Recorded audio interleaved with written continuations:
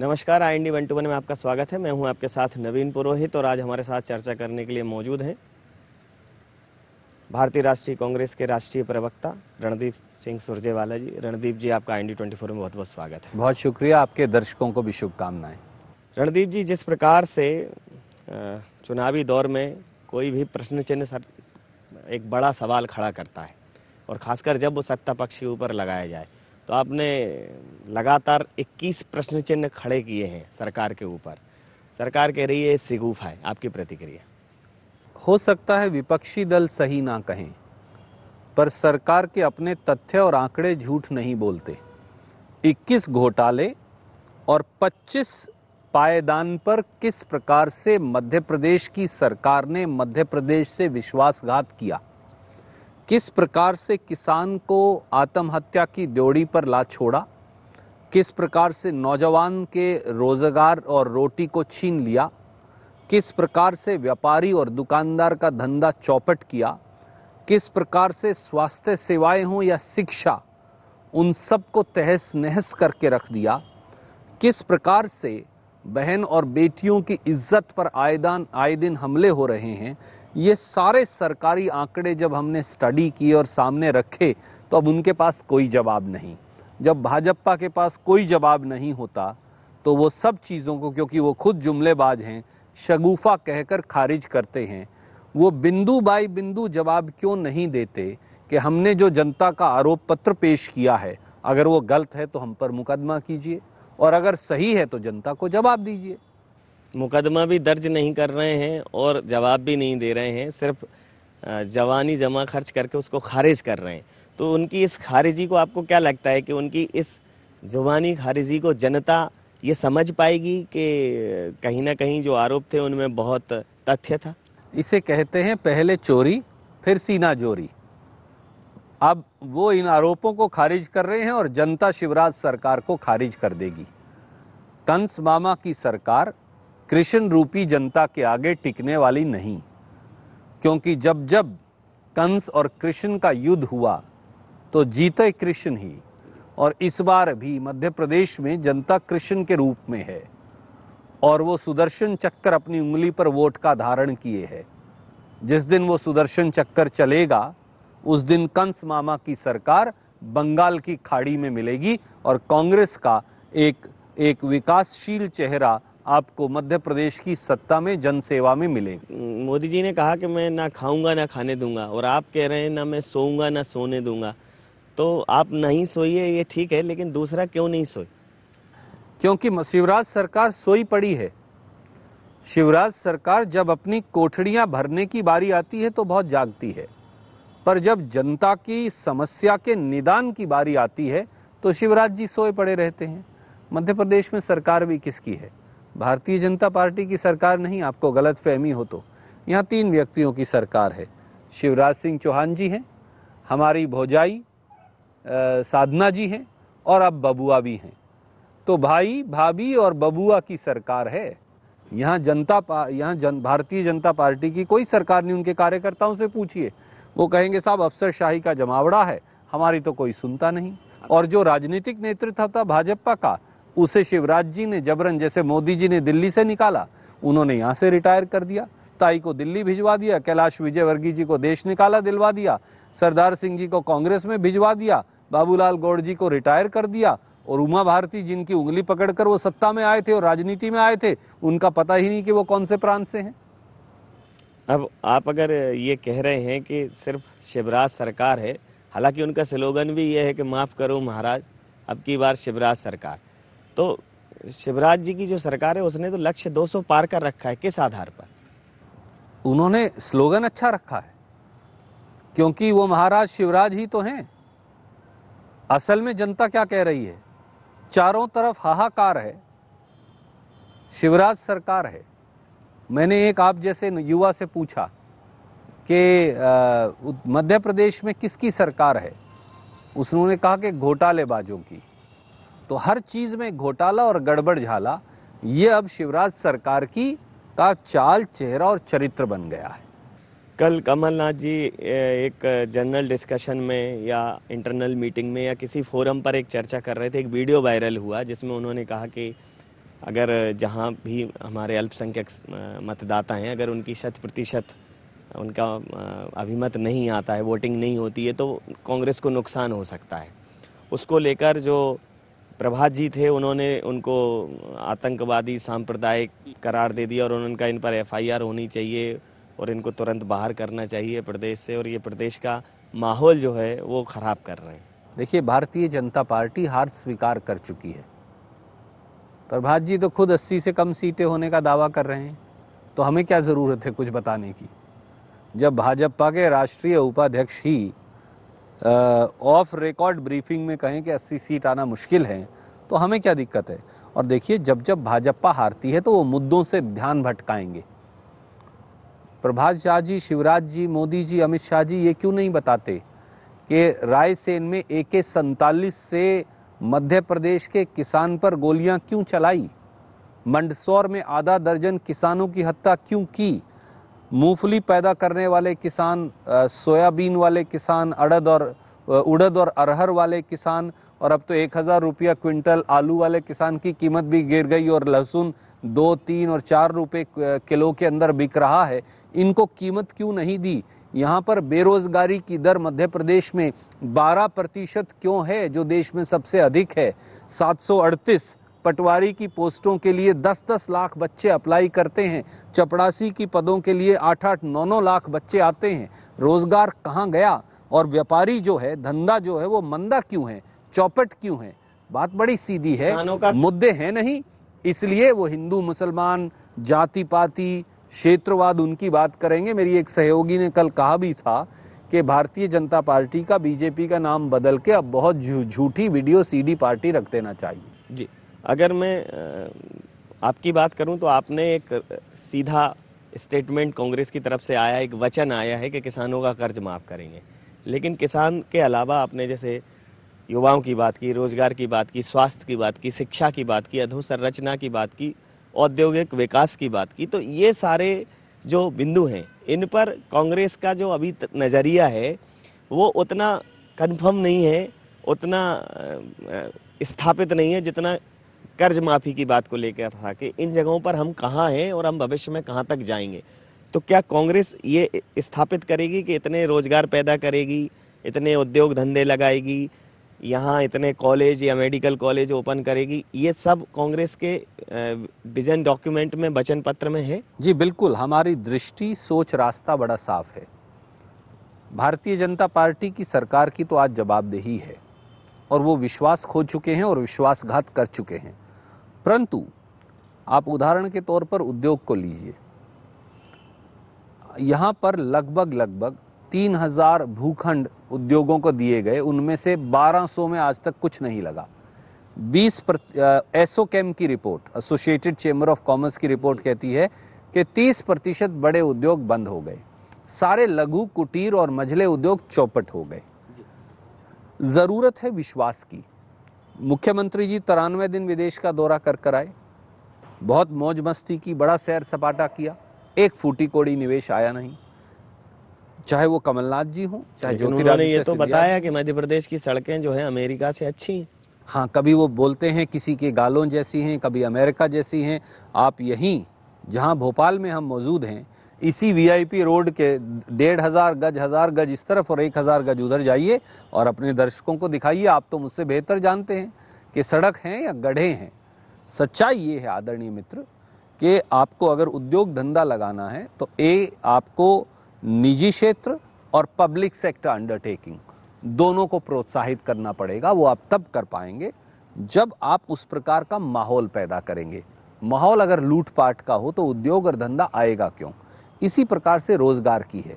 मध्य प्रदेश के जो नौजवान हैं उनमें हुनर है, क्षमता है, काबिलियत है, परंतु मौका नहीं है।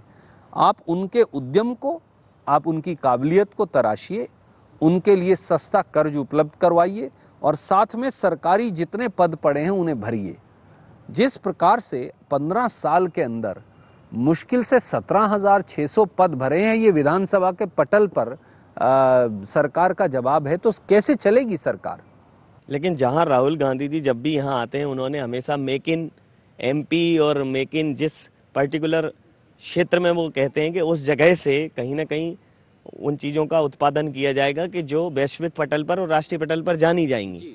तो इसको एक उन्होंने मजाक में लिया और उन्होंने कहा वो आज तक पतली पिन का तो चार्जर बना नहीं पाए और वो मोबाइल बनाने की बात करते हैं, मंदसौर में क्या मोबाइल बनाएंगे। ये कटाक्ष राहुल गांधी जी के ऊपर मध्य प्रदेश के मुख्यमंत्री ने किया। देखिए, मध्य प्रदेश के मुख्यमंत्री राहुल गांधी जी का नहीं, वो मंदसौर और मध्य प्रदेश के लोगों का मजाक उड़ा रहे हैं। क्या मध्य प्रदेश इस बात के लायक नहीं कि वो मोबाइल फ़ोन बना सके? क्या मध्य प्रदेश में हथकरघा उद्योग नहीं? क्या मध्य प्रदेश की साड़ी देश में बेहतरीन नहीं? क्या मध्य प्रदेश देश के केंद्र में नहीं जहां से पूरे देश में निर्यात हो सकता है, चाहे वो राज्य हों और चाहे दूसरे विदेशी मुल्क हों? मध्य प्रदेश का मजाक मत उड़ाइए शिवराज जी। मध्य प्रदेश के लोगों के उद्यम और उनके हुनर को कम मत आंकिए। राहुल जी ये कहते हैं कांग्रेस पार्टी आंक सकती है उस हुनर को, उस काबिलियत को, और ये मजाक उड़ाते हैं कि मंदसौर अब पिन बनाने के लायक भी नहीं, मंदसौर मोबाइल बनाने के लायक नहीं, बुधनी कुछ करने के लायक नहीं, सीहोर में कुछ हो नहीं सकता। तो आप मुख्यमंत्री क्यों हैं? सिंहासन छोड़िए, जनता आती है, हम अपने आप कर दिखाएंगे। जिस प्रकार से राहुल जी को उन्होंने एक अपरिपक्व राजनेता के तौर पर उसका चरित्र चित्रण करने की कोशिश की है और ये कहा है कि राहुल गांधी जी जो है वो परिपक्व नहीं है, उनकी जो बुद्धि है वो इस देश का मानस समझने वाली नहीं है। और लगातार उनको, हालांकि राहुल जी ने इसको बहुत सहजता से लिया कि वो अगर मुझे पप्पू कहते हैं तो ठीक है, लेकिन मैं अपनी बात अपने तरीके से ही रखूंगा। आपकी प्रतिक्रिया जरूर चाहूँगा इस पर। देखिए, बहुत परिपक्व हैं शिवराज सिंह जी, इसीलिए तो 50,000 करोड़ का ई टेंडर घोटाला उनकी नाक के नीचे हो जाता है और वो उन्हीं कंपनियों को ब्लैकलिस्ट करने के बाद टेंडर देते हैं। क्या मध्य प्रदेश को इस प्रकार की परिपक्वता चाहिए? 1 करोड़ युवाओं का भविष्य खा जाते हैं व्यापम के अंदर। मेडिकल एजुकेशन मिनिस्टर स्वयं शिवराज सिंह चौहान हैं। लूटपाट होती है और उन लोगों को जो जेल जाकर आए हैं उनको वो दोबारा टिकट देते हैं। क्या मध्य प्रदेश को ऐसी परिपक्वता चाहिए? 1100 करोड़ के प्याज के आंसू किसान रोता है। जो ट्रांसपोर्टेशन है उसका खर्चा है 62 करोड़, प्याज खरीदे गए 82 करोड़ के, और फिर उनको सड़ा हुआ बताकर जनता का पैसा लूट लिया जाता है। क्या ये परिपक्वता है? 250 करोड़ का दाल गला देते हैं, क्या ये परिपक्वता है? 50,000 करोड़ के करीब का कृषि पंप सब्सिडी घोटाला हो जाता है, क्या ये परिपक्वता है? सिंहस्थ हो या बुंदेलखंड पैकेज, सबका पैसा खा लिया जाता है, क्या ये परिपक्वता है? अगर ये परिपक्वता है तो ये शिवराज जी और भाजपा को मुबारक हमें नहीं चाहिए। हमें तो जन सेवा की का निखार जो है वही हमारा लक्ष्य है। लेकिन बनिस्बत इस परिपक्वता के जनता किस आधार पर लगातार भारतीय जनता पार्टी को प्रतिसाद दे रही है? और सिर्फ मध्य प्रदेश, छत्तीसगढ़, राजस्थान ही नहीं, अभी जहाँ भी चुनाव हुए लगातार जीत रहे हैं। और इस वजह से जो मोदी जी हैं वो कहीं ना कहीं 56 इंच का सीना उनका लगातार बना हुआ है।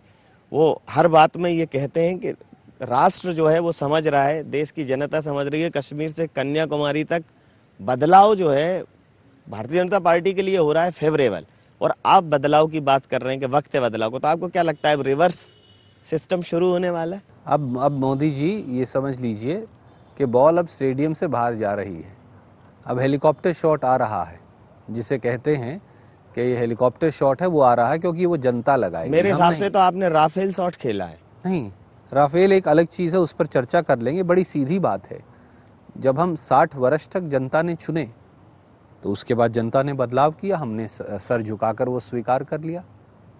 याद करिए, भारतीय जनता पार्टी की तो सिर्फ 2 संसदीय सीट थी। आज वो हमारा जब मजाक उड़ाते हैं तो अपने गिरेबां में भी झांक ले, क्योंकि ये जनता मोदी जी आपसे बड़ी है, हमसे भी बड़ी है, और ये अर्श से फर्श तक का सफ़र तय करवाने में देर नहीं लगती।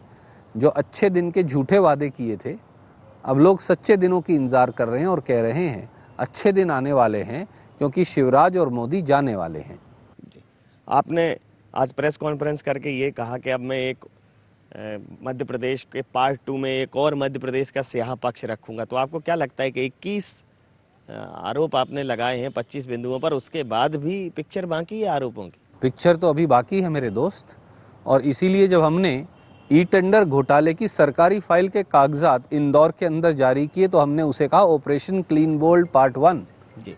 आज फिर हमने उनकी सरकारी फाइल की जांच के सारे कागज जिसमें भ्रष्टाचार के सबूत हैं आज जारी कर दिए। बुंदेलखंड पैकेज में 3,760 करोड़ के पैकेज को कैसे दोनों हाथों से लूटा गया और 4 षड्यंत्रकारी कड़ियों में उन्होंने कोई भी जांच नहीं करवाई। वो था ऑपरेशन क्लीन बोर्ड पार्ट 2। अब आप देखिए, हर रोज एक ऑपरेशन क्लीन बोल्ड का एक नया हिस्सा कांग्रेस पार्टी का कोई ना कोई मित्र लेकर आएगा और बताएगा कि ये सरकारी फाइल हैं, ये उसके दस्तावेज हैं, ऐसे आपने हेराफेरी की है। अब जनता निर्णय करेगी और आप जैसे खोजी पत्रकार। तो आप क्या, ये जब आपके पास पहले से थे तो आप ये चुनाव के एन वक्त इंतजार कर रहे थे उनकी छवि विदीर्ण करने के लिए? जी नहीं, सच बात ये है कि शिवराज सरकार की कश्ती डूब चुकी है और आप जानते हैं जब कश्ती डूबती है तो सब भाग जाते हैं। तो अब वो जो उनकी कश्ती से उतरकर भाग गए हैं अधिकारीगण जो पहले भ्रष्टाचार में शामिल थे, जिन्होंने तालों के अंदर फाइलें बंद कर रखी थी, अब वो सारे ताले टूट गए हैं और वो ताले टूटकर शिवराज जी की सरकार के भ्रष्टाचार के कागजात बाहर आ रहे हैं। जैसे हमें वो मिलते हैं हम उनको आपके माध्यम से जनता के समक्ष रखते हैं ताकि जनता निर्णय करे कि सरकार के खजाने के पैसे की लूट का कैसे भयंकर इस्तेमाल शिवराज सरकार ने अपना घर भरने और जेब भरने के लिए किया और जनता का पैसा लूट लिया गया। आप जहां भारतीय जनता पार्टी के शो का पटाक्षेप बता रहे हैं, वो कह रहे हैं कि हम कांग्रेस मुक्त भारत करने की दिशा में अग्रसर हैं। देखिए, यही अहंकार है। राहुल गांधी जी बार बार कहते हैं कि उन्हें भाजपा मुक्त भारत नहीं चाहिए, भारत में सबकी जगह है। मोदी जी का मानना है कि वो अकेले भारत हैं, हमारा ये मानना है कि 132 करोड़ लोग भारत हैं। मोदी उन 132 करोड़ में से एक हैं और शिवराज जी वो भारत नहीं हो सकते। वो तो अपने आप को भारत से भी क्या दुनिया से बड़ा मानने लगे हैं। जब जब आप ऐसा अहंकार करेंगे, वो हिटलर हो या मुसोलिनी या वो कोई और अहंकारी हो, वो कोई हमारे इतिहास के पन्ने उठा लीजिए, अनेकों लोग हैं, अगर मैं किसी का नाम लूँगा तो फिर विवाद हो जाएगा।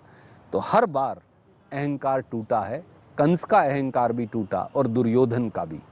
ये वो धरती है जिसने हमेशा अहंकार को तोड़ा है। जी, जिस प्रकार से कोई भी उच्चारण की कोई अशुद्धि हो जाती है, कोई टंग ट्विस्टर हो जाता है, तो भारतीय जनता पार्टी, जैसे उन्होंने 35 लाख को 35 लाख बोल दिया, तो भारतीय जनता पार्टी ने उसको एक राजनीतिक इश्यू बनाया कि जो व्यक्ति 35 लाख नहीं बोल सकता, वो इस प्रदेश की जनता को एक अच्छा शासन कैसे दे सकता है। हालांकि ये बहुत कॉमनली सबके थ्रू हो रहा है, लेकिन कांग्रेस ऐसे मुद्दों को बहुत ज़्यादा हाईलाइट नहीं करती, उसका रीज़न जानना चाहिए। देखिए, प्रजातंत्र में कुछ सूचिता होती है। मैं आपसे इंटरव्यू दे रहा हूँ, हो सकता है आपसे कोई ऐसा शब्द निकल जाए बोलते हुए, हो सकता है मुझसे निकल जाए। भावना क्या है, मंशा क्या है, क्या दुर्भावना है या गलत मंशा है, ये देखा जाना चाहिए। मोदी जी ने तो सीताराम केसरी जी को दलित बता दिया जी। हमने तो बहुत बड़ा उसे मुद्दा नहीं बनाया, पत्रकार साथियों ने तो बताया। कभी वो बोल देते हैं कि वो बाबा नानक हों या फिर गोरखनाथ जी हों, वो इकट्ठे मंत्रणा करते थे, जबकि वो तो एक सदी में ही नहीं थे इकट्ठे। कभी वो श्यामा प्रसाद बनर्जी जी को लेकर, मुखर्जी जी को लेकर अलग बात कह देते हैं। तो इसलिए इतिहास की कमी जानने की मोदी जी में तो है। पर मैं आपको एक और बताऊं, 35 को 35 खड़ी बोली में उत्तर प्रदेश में अक्सर कहा जाता है। अगर आप कई सौ बोलियां हैं, इस देश में कई हजारों बोलियां हैं, और राहुल गांधी जी कई बार उत्तर प्रदेश की वो जो भाषा है, जो उनका मूल स्वभाव है, वो कह देते हैं। जब भी कोई आक्षेप लगता है आप बहुत सहजता से लेते हैं, लेकिन जैसे ही भारतीय जनता पार्टी के कोई ऊपर कोई आक्षेप लगता है तो वो राष्ट्रद्रोही करार दे देते हैं और वो कहते हैं कि राष्ट्र का गौरव बनाने वाला पहला एक व्यक्ति जो अवतरित हुआ है, उनको अवतारी पुरुष कहा गया है मोदी जी को, और जो पूरे विश्व में राष्ट्र का गौरव बढ़ा रहे हैं, देश स्वाभिमान के साथ खड़ा है हर जगह। हालांकि किसी भी इंटरनेशनल फोरम ने इस चीज़ को ऑफिशियली नहीं कहा, लेकिन एक बाढ़ सी आ गई, एक मानस बनाया जा रहा है कि मोदी जी के समर्थन में खड़े लोग इस देश में राष्ट्र के साथ खड़े हैं और कांग्रेस माने राष्ट्रद्रोहियों की पार्टी है। इसे बोलते हैं अपने मुंह मियाँ मिट्ठू हमारी भाषा में। आप ये बताइए, देश प्रेम की क्या कसौटी है? देश के लिए कुर्बानी।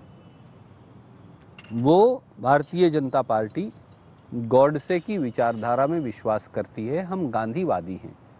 इस देश के लिए कुर्बानी गॉडसे ने नहीं दी, महात्मा गांधी ने दी थी।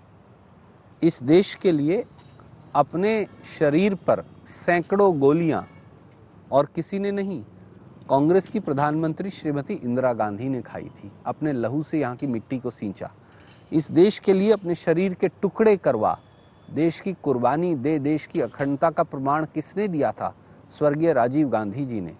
आप हमारे छत्तीसगढ़ में जो मध्य प्रदेश का ही हिस्सा रहा है, नंद कुमार पटेल जी हों या विद्याचरण शुक्ल, 25 से अधिक नेताओं ने नक्सलवाद के सामने घुटने ना टेक कर अपने लहू से छत्तीसगढ़ मध्य प्रदेश की धरती को सींचा या नहीं?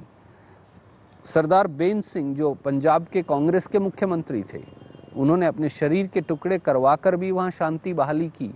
वो मिजोरम हो, वो असम हो, वो देश का अलग अलग हिस्सा हो, कांग्रेस का कार्यकर्ता बलिदान देता है और मोदी जी और उनके मित्र बात करते हैं। बलिदान और बात का जो अंतर है वही देशद्रोह और देश प्रेम का अंतर है। नोटबंदी और जीएसटी को उन्होंने ऐतिहासिक निर्णय करार दिया। हालांकि आज सरकारी आंकड़ों में ये माना गया कि नोटबंदी से देश की अर्थव्यवस्था को और खासकर किसानों को बहुत नुकसान हुआ है। नोटबंदी काला धन सफ़ेद बनाने की सबसे बड़ा घोटाला था। मोदी जी ने नोटबंदी लागू करते हुए कहा था 3 बातें होंगी। एक, 3 लाख करोड़ काला धन पकड़ा जाएगा। 10 नवंबर 2016 को सुप्रीम कोर्ट में शपथ पत्र देकर भी कहा जी। जब फाइनल आंकड़े आए तो 15,41,000 करोड़ से 15,31,000 करोड़ तो जमा हो गया। तो काला धन मोदी जी किसकी जेब में गया? भाजपा नेताओं की। दूसरा, उन्होंने कहा था फर्जी नोट पकड़े जाएंगे। 15,31,000 में से 0.0024% यानी आधा परसेंट के आधे परसेंट का आधा लगभग उतने ही 58 करोड़ ही नकली नोट पकड़े गए। तो बाकी किसकी जेब में गए? और कहा था नक्सलवाद और उग्रवाद खत्म हो जाएगा। ना नक्सलवाद खत्म हुआ, ना उग्रवाद, उल्टा बढ़ गया। तो फिर नोटबंदी से फायदा किसको हुआ? भाजपा के उन नेताओं को हुआ जिनकी पोबारा हो गई। अमित शाह जी के बैंक में तो 748 करोड़ के पुराने नोट 5 दिन में जमा हो जाते हैं। आपके चैनल के पास क्यों नहीं हुए या हमारे पास क्यों नहीं हुए? ये क्या कारण है? ये वो कौन से सूरमा हैं जिनके बैंक में, जिसमें वो डायरेक्टर हैं, वहाँ 748 करोड़ रुपया जमा हो गया, जो देश में सबसे अधिक है। जीएसटी को गब्बर सिंह टैक्स करार दे रहे हैं, जबकि ये वन नेशन वन टैक्स की एक अच्छी अवधारणा है। पर ये वन नेशन वन टैक्स है कहाँ? ये 1 नेशन 7 टैक्सेस है। एक मुल्क और 7 टैक्स। आप बताइए कैसे है? क्योंकि आप देखिए, जो व्यापारी इंटरस्टेट ट्रेड करेगा, इंट्रास्टेट ट्रेड करेगा, 35 फॉर्म भरने पड़ते हैं। आजकल दुकानदार और व्यापारी दुकान कम चलाता है, टैक्स के फॉर्म ज़्यादा भरता है। टैक्स उग्रवाद का ये सबसे बड़ा उदाहरण है। एक जाने माने तरीके से, एक जानबूझकर जबरदस्ती तरीके से जो जीएसटी लागू किया, उसका बहुत नुकसान देश की अर्थव्यवस्था को हुआ। 3 लाख करोड़ रुपया देश की अर्थव्यवस्था से मोदी जी ने गब्बर सिंह टैक्स के माध्यम से पहली बार सर ऐसा शासन आया है जिसने जितनी भी संवैधानिक संस्थाएं सब के अंदर एक खलबली मचा दी। तो एक तरीके से रिफॉर्म के तौर पे देखते हैं कि आपके सुप्रीम कोर्ट के जज बैठ गए, सीबीआई में एक दूसरे की शिकायतें चल रही हैं, आरबीआई में भी सेक्शन 7 का इस्तेमाल की बात चल रही है। तो जितनी भी संवैधानिक संस्थाएं सबके अंदर एक उथल पुथल है। तो ये क्या रिफॉर्म के तौर पर देख रहे हैं, जबकि भारतीय जनता पार्टी कह रही है कि ऐसा कभी हुआ नहीं है, हम A to Z सब बदलने की। ये रिफॉर्म नहीं है, डिफॉर्म है। वो सब कुछ तहस नहस करना चाहते हैं, तोड़ना चाहते हैं। क्या कभी आपने सुना था कि सुप्रीम कोर्ट के 4 सिटिंग जज प्रेस कॉन्फ्रेंस करेंगे? क्या आपने सुना था कि सीबीआई का प्रमुख रात के 2 बजे प्रधानमंत्री नियुक्त करेंगे और 1:30 बजे हटाएंगे? क्या आपने कभी सुना था कि आरबीआई और भारत सरकार का दिन दहाड़े सड़क के ऊपर जूता पजार होगी? क्या आपने कभी सुना था कि प्लानिंग कमीशन को खत्म कर नीति आयोग बना दिया जाएगा और उस नीति आयोग का प्रमुख ही इस्तीफा देकर विदेश चला जाएगा? क्या आरबीआई के गवर्नर से जबरन इस्तीफा लिया जाएगा? ये सुना था? क्या आपने सुना था कि अनिल काकोडकर जैसे सबसे फेमस न्यूक्लियर साइंटिस्ट को एक हमारी जिनकी डिग्री संशय में है, आदरणीय स्मृति ईरानी जी, वो उनको आईआईएम की कमेटी का इंचार्ज बनने से खारिज कर देंगी? ये अंधेर नगरी चौपट राजा अगर ये नहीं तो क्या है? अंतिम प्रश्न पूछना चाह रहा हूँ सर। 3 राज्यों में चुनाव है, ये कहीं ना कहीं 2019 के लिए, अभी 5 राज्यों में चुनाव है, लेकिन मूलतः ये राजस्थान, मध्य प्रदेश, छत्तीसगढ़, ये बड़े स्टेट हैं। तो ये पूरे देश का मानस तय करेंगे, या ऐसा समझ लीजिए देश के मध्य में है तो देश का हृदय है, देश की नब्ज है, यहाँ से सर्कुलेशन होगा। तो या तो कांग्रेस पूरे देश की धमनियों में बहेगी या फिर वही जो धड़क रही है भारतीय जनता पार्टी, उसकी धड़कनें और बढ़ेंगी? आपसे अंतिम प्रतिक्रिया के साथ ये देखिए, जनता का आशीर्वाद 5 राज्यों में कांग्रेस को मिलेगा। वो तेलंगाना हो, छत्तीसगढ़ हो, मध्य प्रदेश हो, राजस्थान हो और मिजोरम हो। और आप ये पाएंगे कि दूर उत्तर पूर्व से लेकर दक्षिण से लेकर और उत्तर भारत तक सब जगह माहौल कांग्रेस में नजर आएगा। एक भावना भर का अंतर सिर्फ प्यार में और घृणा में, प्याले की दीवार बीच है सिर्फ तृप्ति में और तृष्णा में, झूठे बंधन हो तो फिर बंधनों का क्या होगा, और घटा घिरी है तो बरसे भी सिर्फ गरजने से क्या होगा। वर्तमान सरकारें गरज रही हैं, हम छाएंगे भी और बरसेंगे भी, ऐसा कहना है रणदीप सुरजेवाला जी का। तो देश का जो आभा मंडल है, देश का जो वायुमंडल है, वो आपके छाने, बरजने, गरजने और बरसने का इंतजार कर रहा है। बहुत बहुत धन्यवाद, बहुत बहुत आभार हमें इतना समय देने के लिए।